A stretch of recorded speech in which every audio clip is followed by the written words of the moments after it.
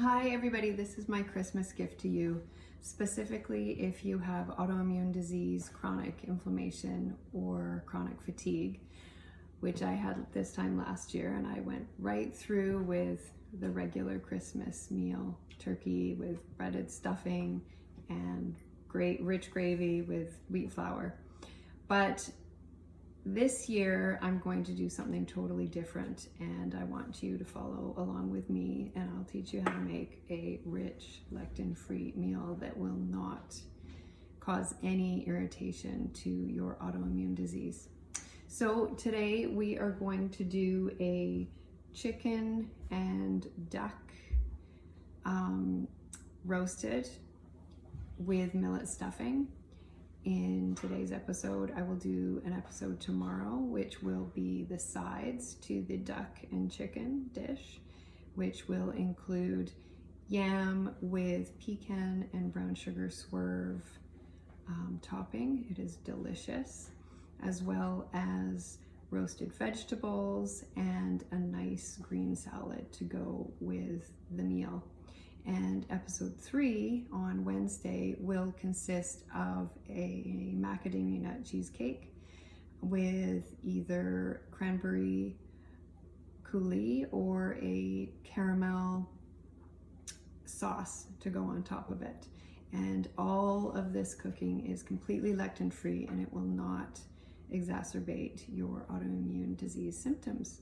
So let's begin. So let's start with the millet stuffing, which is not really going to be stuffed into a bird. It will be made in the Instant Pot. Millet is my go-to grain now because any other grain will exacerbate the symptoms of autoimmune. It will cause inflammation, foggy head, chronic fatigue, such as rice, brown rice. I used to eat a lot of brown rice. Stuffing is traditionally made with bread with wheat flour, and that can cause a great amount of inflammation in your body.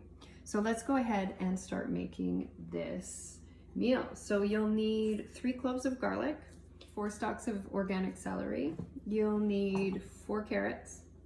You will need shiitake mushrooms, about, I'd say, a cup of shiitake mushrooms. I've already pre-cut some. You will need water chestnuts. I actually got these from the store. They are from France. They were, I don't know, $5 for the can or something like that. Not expensive. You can add pecans if you want, a little more crunch as well. This is good protein. The pecans and the mushrooms are really good protein if you are going to do this dish vegetarian or vegan, which you can. I'm going to chop up the celery into kind of nice slices. Celery gives this a good taste and a good texture. As well, celery goes well as a roasted vegetable. So you can roast this in the oven. There is no lectin in celery, and it's highly nutritious, and it's really good for your skin.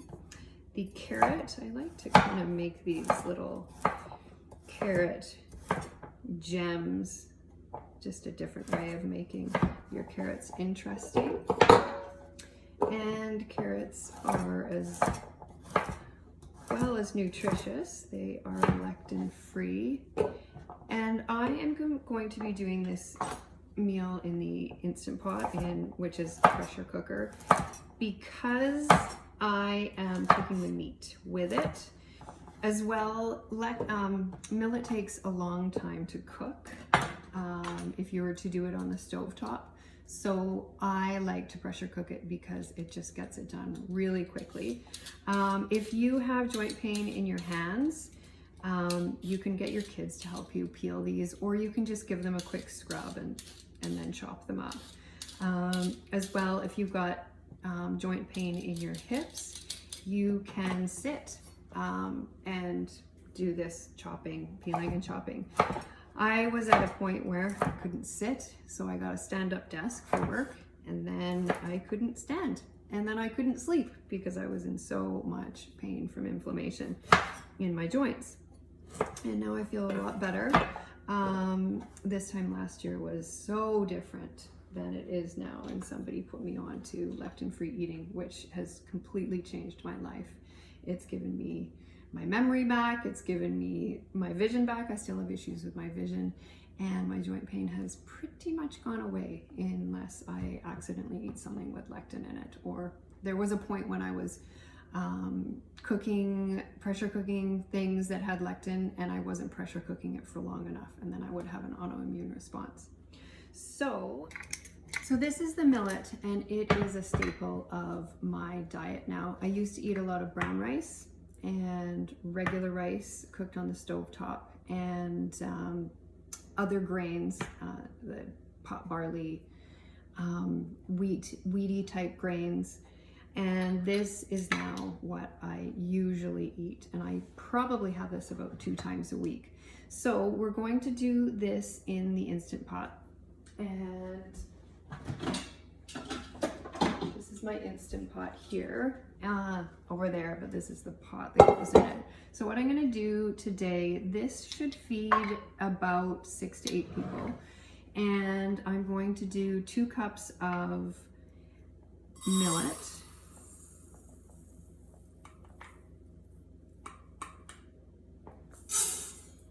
and then 4 cups of bone broth. And bone broth is really good for you.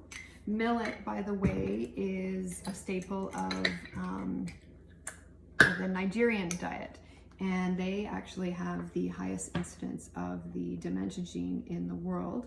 And because millet is a staple, and no other lectin-filled grain really is a part of their diet, they actually have the lowest incidence of dementia in the world, even though they have the dementia gene. So that is encouraging, and you can make millet delicious. I know some people that have a really hard time with millet, but if you just keep on trying, I know that you can get there with millet. So we have some bone broth here, and this is ready to go. It's 4 cups. So I did 2 cups of millet, and I'm doing 4 cups of bone broth. Because I am cooking it for a little bit longer, because some meat is going to be in there as well to give it a little bit more flavor. I will be cooking it for 20 minutes, and then it will slow release. And I will usually, if I don't put meat in there, I will do it for 10 minutes. But I never know where my meat has been, even if it's pastured or pasture raised. I'm not sure if the feed is corn or soy, which contains lectin, and it goes into the meat, and then it goes into you, and then you could have an autoimmune response to that. So I have some duck, and I'm doing chicken just in case you don't like duck. So duck is a really good dark meat, and it's a nice option. You can't really fit a turkey into an Instant Pot or into a pressure cooker. So this is a really nice way to do a holiday meal, because it's rich, and you get the dark meat, and then you can do a chicken if you don't like that, or you can do both, and you've got beautiful chicken breasts, so you've got the white meat and the dark meat. So what I do with the duck is I usually score it like this in a kind of crisscross pattern on both sides. Look at that beautiful duck. You can usually get duck at your grocery store. So this is a duck breast. This is actually a local company, so this is how it comes in a package. And this is a local company that does this. There is another national brand that is available at our local grocery store. And okay, so now that we've got the duck breast almost all scored here, we will salt it just a little bit. Okay, here's the salt. We'll just Salt it on both sides, just a little bit, not too much. And then we'll let that sit. And while we're letting that sit, we're going to saute our vegetables. Oh, I forgot to do onions. We have to do onions as well. So let's chop those up. Move this all over. We can just dice the onions. Hopefully this doesn't cause too much pain for you. Getting the skins off is really hard if your hands are sore. So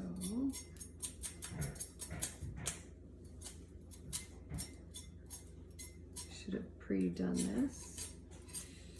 So we're gonna do 2 small onions.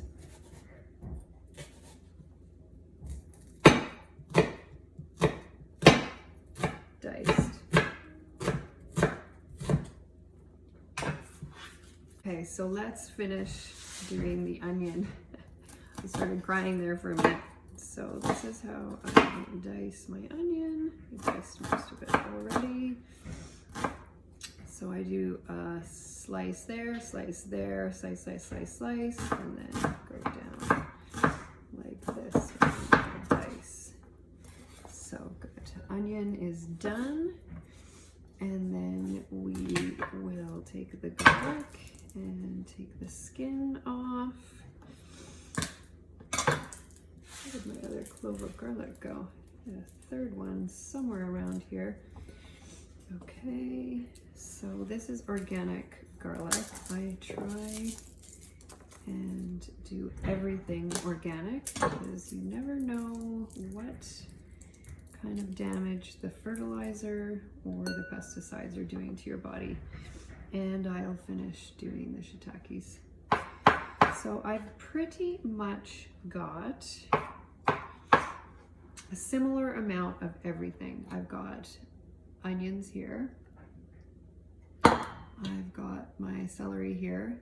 It's about the same amount as the onions, maybe a bit more. I've got my shiitake mushrooms here.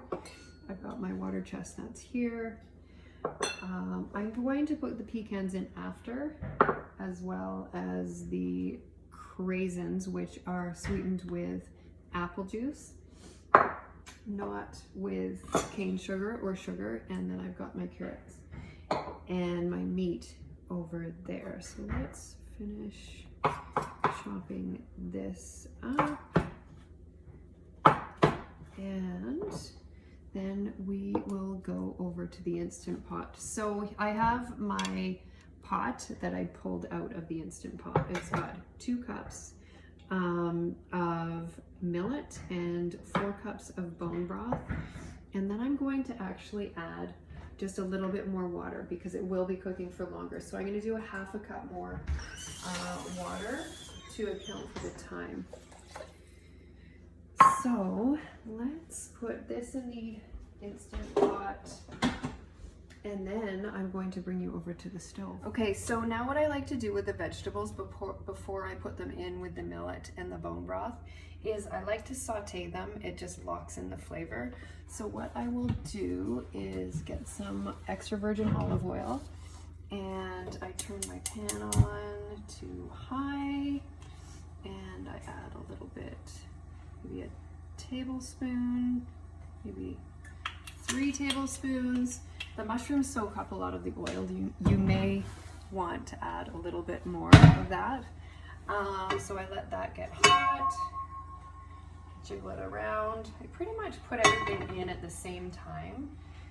Some people do their garlic first, some people do their onions first, some people do their celery first, but I just kind of throw it all together. Sometimes when you do your garlic first, it'll burn, and I like to cook on high, medium high to high. And when I do that, don't usually use your hands, please. When I do that, it just sears in all the flavor. As well, the Instant Pot or the pressure cooker does a really good job of that as well. And I will do the garlic. next.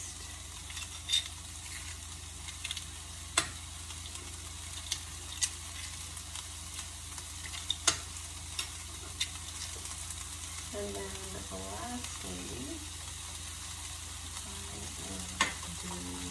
I'm just going to stir this around a little bit. It smells really good. And then I'll add the carrots. And that's still on high. And I'll just keep stirring that. And because I'm using a non-stick pan, I'm using a plastic flipper.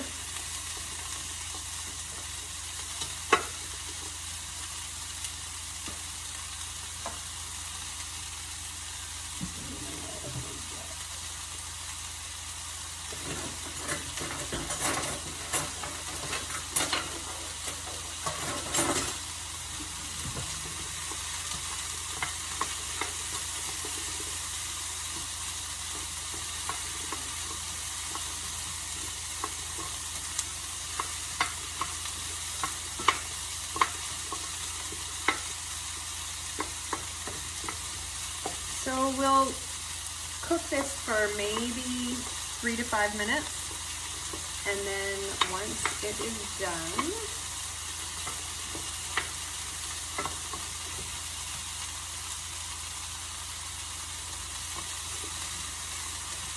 you can transfer that over into the Instant Pot.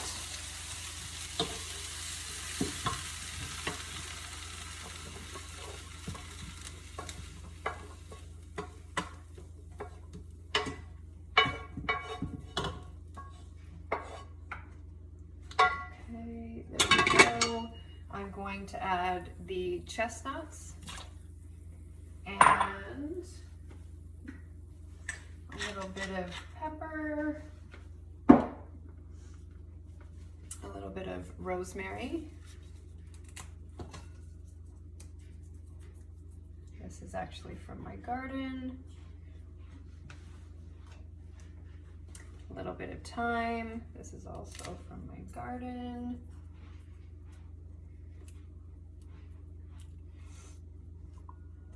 Couple sprigs. I don't like too much seasoning.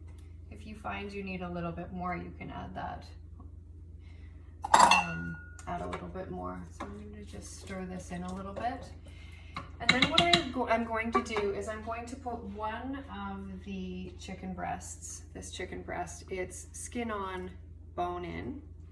The bone gives it a little bit of flavor. And then I'm only going to take one duck breast and put it on top. The duck is actually quite fatty, so it will make the millet a little too greasy. So I only do one in there, and then I'll do the other duck breasts. And if I had another chicken breast, I would do that separately in my other pressure cooker right here.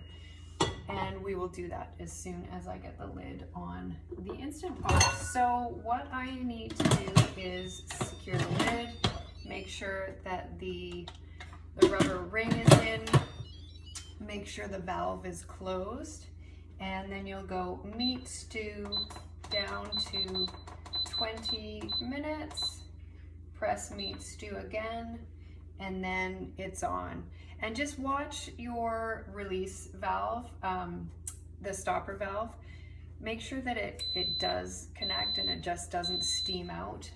Sometimes I'll stick a knife in there to pull it up because it just keeps on steaming away. And then you'll let it cook for its 20 minutes, slow release when it's done. And then we'll move over to the pressure cooker, the stovetop pressure cooker. I actually have two of these because I find it so useful. I pressure cook anything, everything and anything, because I like to cook quickly. I don't have a lot of time, and I want to make sure if anything has lectin in it that I kill it. So we will take a little bit of water. So I've got some water here. And I would say about a quarter of a cup of water, maybe a half a cup, it doesn't really matter. Just a little bit in the bottom. I'd say half a centimeter in the bottom of the pot. And then you can take your duck breast that's salted and you can just put it straight in there. And I will put the lid on here. Actually, you know what we can do is we can add a little bit of thyme and a little bit of rosemary. Actually, I'm going to put the whole thing in there. And I add 2 bay leaves. And then I make sure that the part of the lid is open, the side parts that lock the lid in place. Make sure they're open when you put it on, and then you can close them down, close it down, and the locking mechanisms lock the pressure cooker together. I like to, instead of having the release valve closed, I like to actually have the release valve open, just so I know that pressure is building inside. So I'll turn it on. Pressure, the release valve is open for now. And once I see it steaming, you can hear it steaming. I can see it steaming. I don't know if you can see it steaming. And the pressure indicator is up. That means it's building pressure. I close it, and then I turn it to medium and let it build its pressure. And then I give it a minute or two.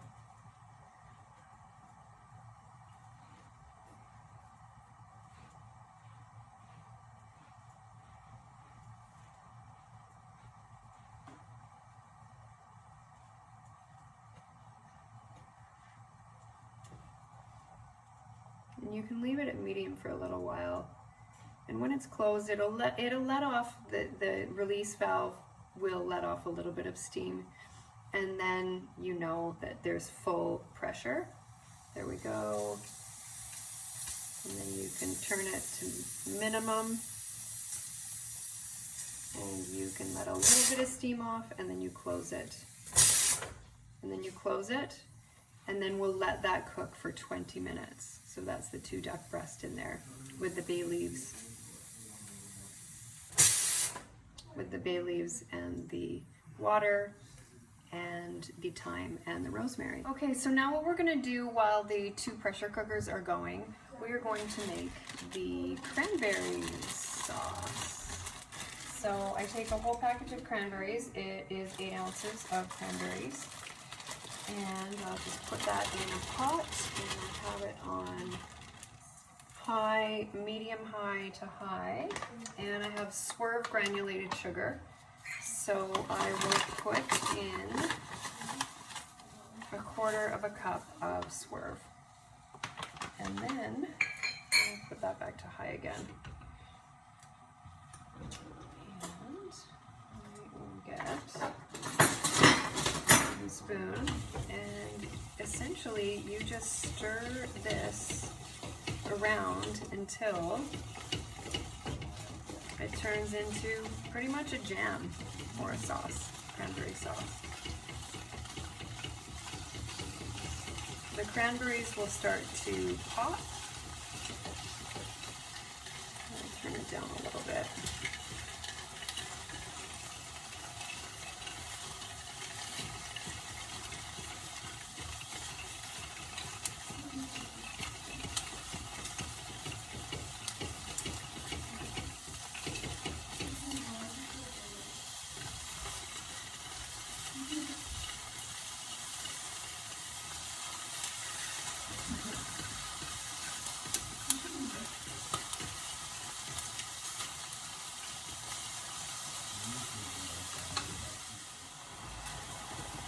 So it takes about 4 minutes to get to the point where the juice starts coming out of the cranberries. And you just keep stirring. I'm on medium-high heat.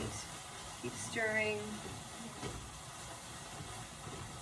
And then the cranberries will start to get really mushy and turn into a sauce. You can have a little splash of water if required. Not too much water.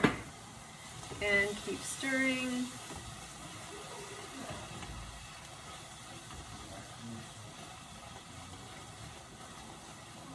And then you have a beautiful, bright, rich cranberry sauce that will go very well with the dark meat of the duck breast and the white meat of the chicken breast.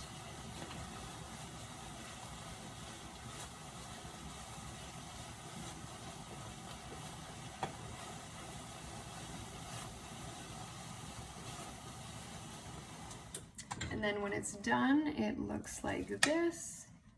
And I will get a rubber spatula and scrape out the cranberry sauce into a nice serving dish. And there we go. There is the beautiful cranberry sauce that will go with the duck. So the Instant Pot beeped, and that gives me a good kind of time estimate for the duck that was in the regular stovetop pressure cooker, an indication of how long it cooked for. I did quick release this time just for time's sake, but I usually do slow release because it cooks a little longer. Even though it's not cooking, the device isn't really on cooking, and it just gives me a little more confidence that the lectin has been killed by the high pressure cooking. One thing of note is if you do let it quick release, it will be a little bit drier. If you do let it slow release, it will be a little more mushy. Hopefully not too mushy that it's not a good meal. So what I do is I get a pan. I like to crisp up the skin of the duck, as well as the skin of the chicken. So I will pull out the, actually would like to show you what this looks like, but I don't think I can. So I'm going to pull out the chicken very carefully because I don't want the skin to come off. And some of the pieces of chicken might fall into the millet. And then the duck is a little bit buried here in the millet, but I will pull that out. And we're going to crisp up the skin. So this is what the duck looks like. And we can turn a pan on and we'll leave it at high for now. Just going to stir this up. Actually going to leave the lid off just to let the steam come out of that. It looks really good. And then what we can do is press the duck. You press the duck into the pan and it gets some of the grease out. You can also broil this, but broiling is tough. This you have a little more control over. I'm just going to turn it to medium-high.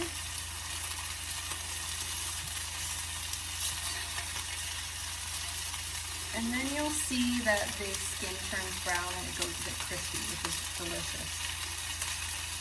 Some people don't like the taste of duck skin or duck fat, but if you can sear it right, really good.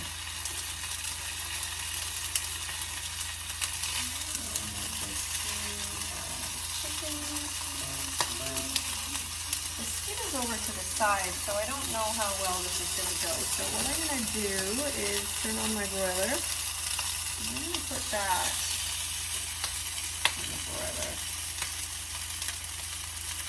for now.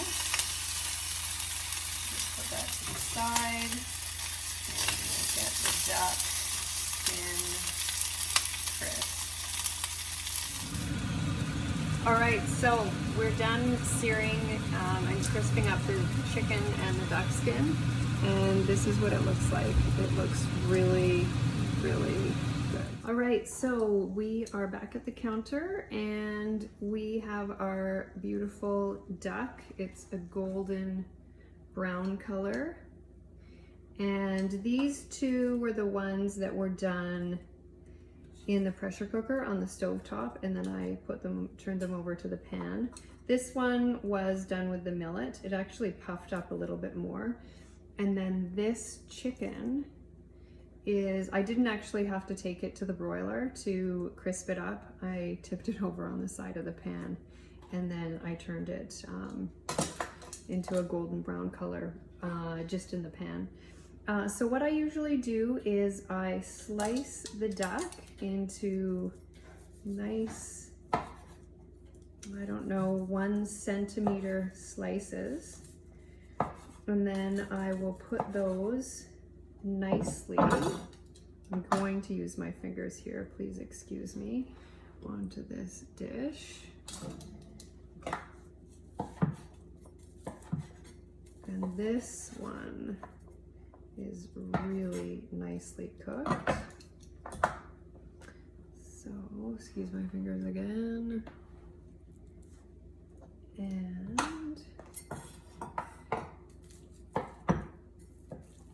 the skin wants to come off of this. It's so beautiful and crispy. So there we go. So you may want to do more meat. For this size of dinner, I'd say for about 6 to 8, I would do 2 of these big chicken breasts, and I would do 4 of the duck breasts. This is just an example of what I have done today, because I only had so much room to cook. So this you can just slice into, watch out for the bone. When you slice this, you don't want to get any of the bone onto the dish. And then here we go. One more little slice, and then you can pick the meat off if you want to. And this chicken breast is really moist. You can also do turkey breast. I haven't been able to find turkey breast, although I haven't dug too deeply into what our local stores have to offer, but this was readily available without me having to ask. So if you are to do the turkey, you would do it in the exact same way. You would put, I'd say, 1 turkey breast on top of the millet, cook it that way, and then the remaining turkey breasts you would do in a separate pressure cooker, and then pull them out after 20 minutes, pull them out and sear them on a pan, and they'll come out a nice golden brown. And then once you've got all that sliced up, you can transfer the millet. Be careful holding this this pot, the inner pot for the Instant Pot, because it might be hot. It's not hot anymore. And what I will do is just scoop this out into a dish. And you'll notice some of the chicken breast has come out into the millet, and that happens, and it actually kind of acts like a pulled chicken when you put the chicken or the duck over the millet, when you cook it that way. The duck doesn't tend to pull, but the chicken tends to pull a little bit. So what I like to do is, there's enough for 2 dishes, so I'll do that after. But here is the stuffing, and it smells amazing. I can see the chestnuts in there. I've got some parsley that I'm going to chop.